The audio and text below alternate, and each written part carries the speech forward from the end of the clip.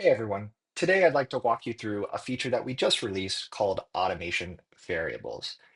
And what variables allow you to do in automations is save certain information about devices to a variable that you can then reference later in your automation. And this allows you to make your automations dynamic and respond to the conditions and state of a device. Let me kind of walk you through this. So right now we have an automation here that's provided by default. And when a new device is created, we're conditionally tagging that device with workstation or server based on its type. But let's evolve this automation to go a step further. Many of our customers want to conditionally tag devices based on the state and what's installed or detected on that device. And this allows them to automatically apply both monitoring and patch policies to the relevant devices. So let's cover how we might do that. We'll start with creating a new shell action. And I have a one-liner here that just grabs all enabled and active services on a Windows device. So let's set a conditional to restrict this to run on Windows. And let's call this get Windows services. But what I want to do is I want to actually save this command, the output of this command to a variable. And now you'll notice we have this new ability to assign the output of any action to a variable. So we'll create a new variable and call this Windows services, and we'll select that.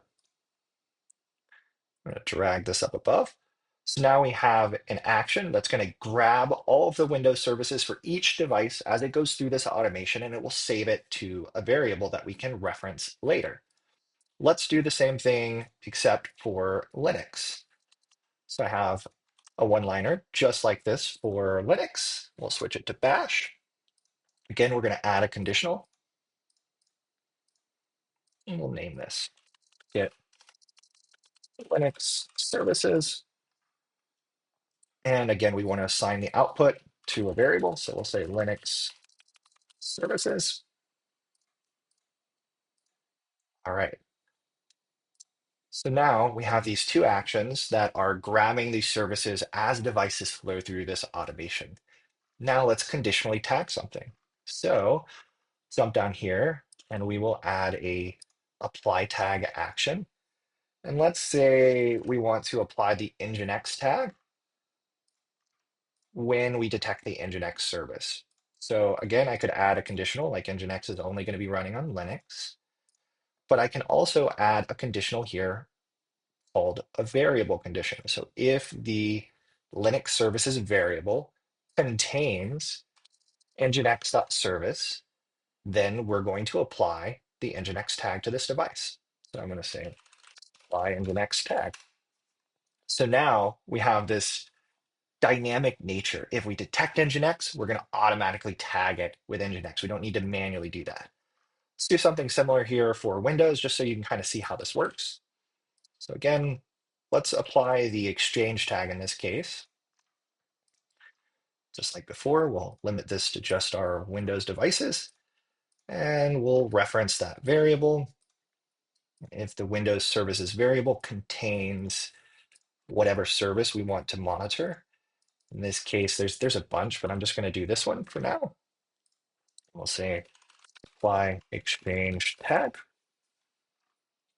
and we'll save. So now we can already see how this pipeline's dynamic. We're grabbing the state of these devices, saving that to a variable that we then reference later to determine if we need to tag a device or not.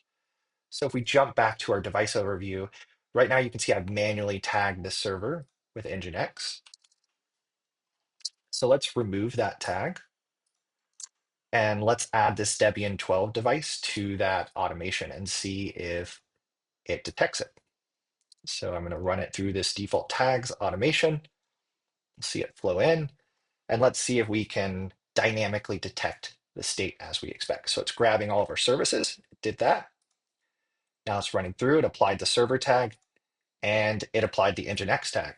So if we jump back over here, we can now see Nginx is applied, and this brought in a monitoring policy for Nginx because of that dynamic nature of the tags.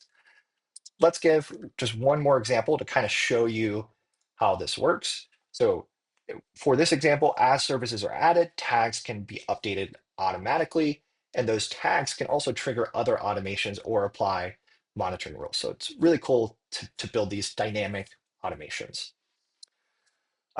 One more. Let's do an automation that determines if a reboot needs to happen on a device and conditionally tag the device based on that. So we'll create a new automation. I'm going to call this uh, manage reboots. Okay. And we're going to run a script here that checks to see if a reboot is needed on Windows. Okay, so we can edit the script and we can see it's just looking to determine if a reboot is needed. If it is, it alerts. Otherwise, it doesn't. So let's save the output of this to a variable as well. We'll create a new variable called reboot required.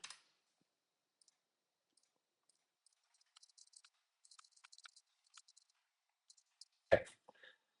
So our first action here is going to get that reboot state. We could, of course, limit this to Windows if we want, but I'll do that with a trigger in this case. Next action, we want to apply that tag, right, if it's needed. So let's do that. Apply tag. I have a reboot tag, and we're going to conditionally apply that tag based on that variable. So if reboot required contains alert, then we know that a reboot is needed. So reboot. So that's it. I don't know if we have any devices in this case that need to be rebooted, but we'll find out really quick. Let's add a weekly trigger for this. Let's just run it every week on Friday at like 8 p.m. And we'll limit this to, for now, just to our Windows devices.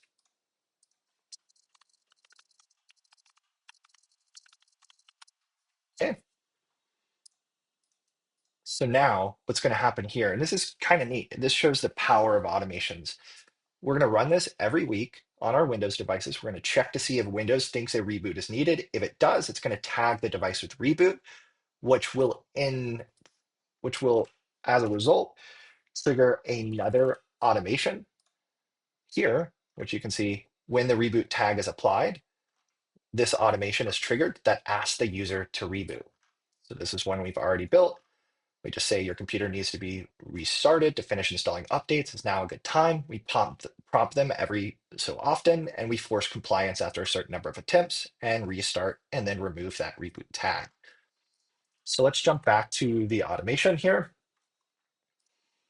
And let's test this out. Let's run some devices through this automation just to see if any of them needed a reboot. So I will filter to just our Windows devices, and I'll grab all of them and we'll run them through our brand new manage reboot automation. Okay. So we're seeing them all flow through. I don't know if any of these are going to result in an alert. We'll see.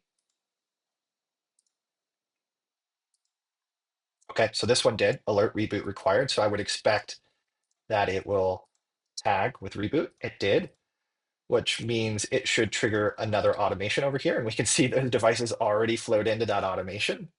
And if we jump back over here, we can see the reboot tag was applied to all of these devices. And as a result, all of them are now going through that automation where we're asking the user to reboot.